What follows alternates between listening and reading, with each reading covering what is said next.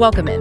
Today we're diving headfirst into AI and healthcare, specifically how it's changing the game for hospital discharges within the UK's National Health Service. It's a fascinating area where cutting-edge technology meets the very human experience of receiving care. Exactly. Now, you've shared some really thought-provoking articles about a program at Maidstone and Tunbridge Wells NHS Trust. Right. They're using something called the AI-assisted discharge summary, AI-assisted DSUM for short, to try and make hospital discharges faster and safer for patients. Yeah. For our listeners outside the UK, the NHS is essentially their publicly funded healthcare system, so any changes they make have a big impact. Absolutely. And this program is particularly interesting because it gets at something that affects pretty much everyone.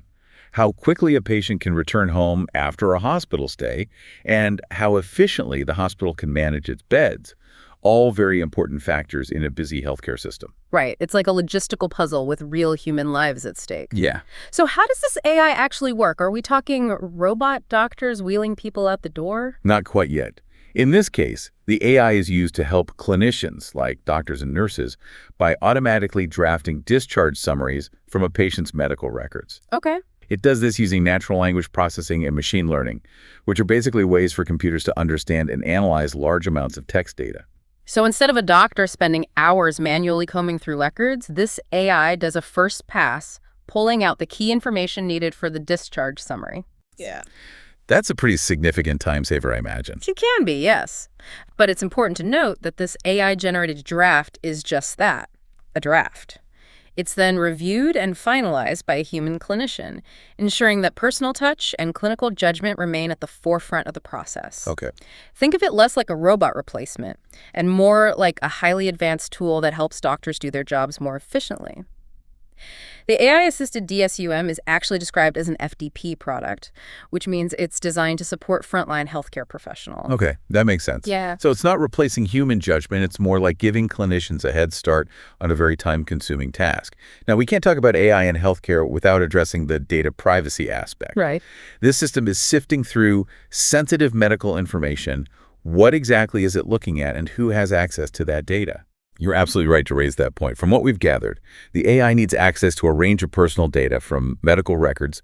This includes basic information like your name, address, and date of birth, as well as your medical history, diagnoses, treatments received, basically anything that would be relevant for your continued care after leaving the hospital. So pretty much the same information that would be in a traditional discharge summary, just digitized and analyzed by an algorithm. Yes. What about who gets to see this information? Primarily, it's shared with your GP, which makes sense as they'll be responsible for your ongoing care and need to be aware of what happened during your hospital stay. It's all about ensuring continuity of care, making sure you're getting the right follow-up treatment, and everyone's on the same page. The NHS trusts themselves act as the legal controllers of this data, meaning they're ultimately responsible for keeping it secure and ensuring it's used appropriately. Okay, so there are safeguards in place. Now, something that jumped out at me while reading these articles was the mention of Palantir, that data analytics company we often hear about in the news. It turns out they're the ones providing the technology platform that this AI runs on. Yes, Palantir's involvement has definitely sparked some debate. I have to admit, whenever I hear Palantir and healthcare data in the same sentence, my ears perk up a bit. It's not exactly a combination that screams privacy to most people. I understand the reaction. Palantir has a reputation for powerful data analytics, and their work often involves sensitive information, which naturally leads to questions about how that data is being used and protected. So in this specific case, how much access does Palantir actually have to NHS patient data? Are they just sifting through everything? It's a crucial point of clarification. While Palantir provides the software and infrastructure for the platform, they are not the ones directly accessing or analyzing the NHS patient data.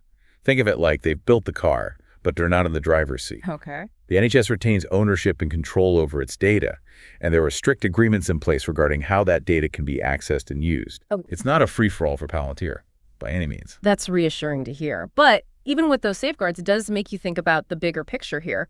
We're talking about increasingly powerful technologies being integrated into healthcare systems.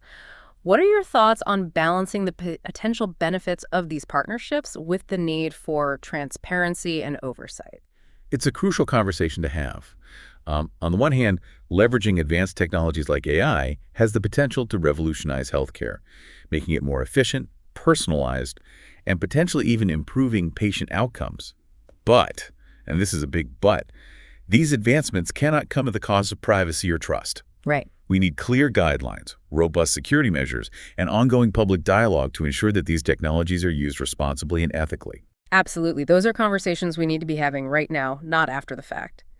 But let's shift gears a bit and talk about how this AI-assisted discharge system is actually working in practice. Is it living up to the hype, making things smoother and more efficient as intended, or are there some kinks in the system? Well, as with many things in healthcare, the answer is a bit nuanced.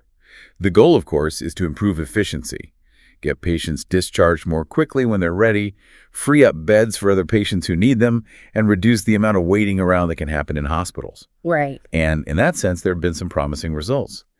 Maidstone and Tunbridge Wells NHS Trust has reported improvements in bed turnover times and patient transfers since implementing the AI system. So there are tangible signs that it's helping with the flow of patients through the hospital. That's encouraging. But what about the challenges? What's preventing this from being a complete success story? One of the biggest hurdles has been the need for seamless coordination between different parts of the healthcare system. We're talking about hospitals, community care facilities, general practitioners, all these different players who need to be in sync, especially when somebody's being discharged. And that's where things can get tricky, even with the AI lending a hand. It's like having a perfectly orchestrated symphony, but then one of the musicians misses their cue and it throws the whole thing off. Precisely. Communication breakdowns and logistical snags can still occur, and those have real-world consequences for patients who are trying to navigate the often complicated discharge process.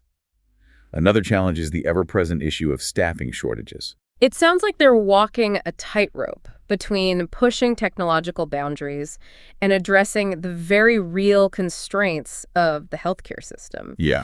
So how are they approaching these challenges? Are they just accepting them as inevitable roadblocks, or are they actively trying to find solutions? From what I've gathered, they're taking a proactive approach, which is encouraging. They're focusing on two key areas: improving communication and leveraging data analysis even more effectively. So tackling those communication breakdowns we talked about, Sure. what does that look like in practice? It's about bridging the gaps between the hospital and those other key players.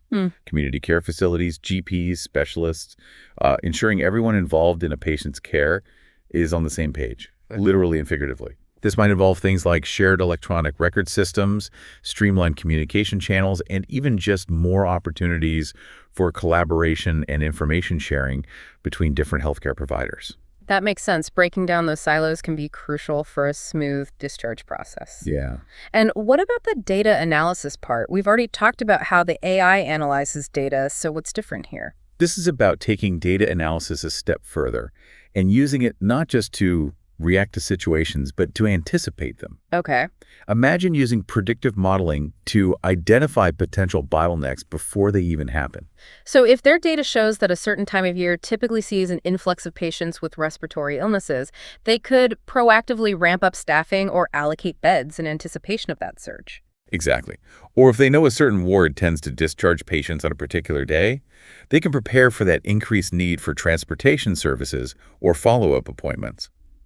It's about using data to move from a reactive to a proactive mode of operation, which can make a world of difference in a system as complex as healthcare. It sounds like they're trying to create a more intelligent and responsive system that anticipates needs rather than constantly playing catch-up. But with all this talk about efficiency, algorithms, and data, it's easy to lose sight of something crucial, the patient experience. Right. What do these technological changes actually mean for someone being discharged from the hospital? That's such an important point. While efficiency is undoubtedly important, it shouldn't come at the expense of the human touch in healthcare. Right. Being discharged from the hospital can be a vulnerable time for patients, and it's essential to ensure that the process is not only efficient, but also compassionate and patient-centered. So it's about finding that balance between leveraging technology to improve processes and preserving the human element of care. And that brings us to the question we always like to leave our listeners with, something to ponder as you navigate these fascinating and complex topics. Yes. We've explored how this technology aims to streamline the discharge process. But how do you think it impacts the patient experience on a personal level? Is a faster discharge always a better discharge? Yeah. Or is there value in a more personalized approach, even if it means a bit more time spent in the hospital? These are questions worth considering as AI plays an increasingly prominent role in our healthcare experiences. It's a fascinating question without easy answers, and it's a conversation we need to keep having as technology continues to reshape the landscape of healthcare. That's all the time we have for today's deep dive, but we encourage you to keep exploring, keep asking those tough questions, and as always, keep learning.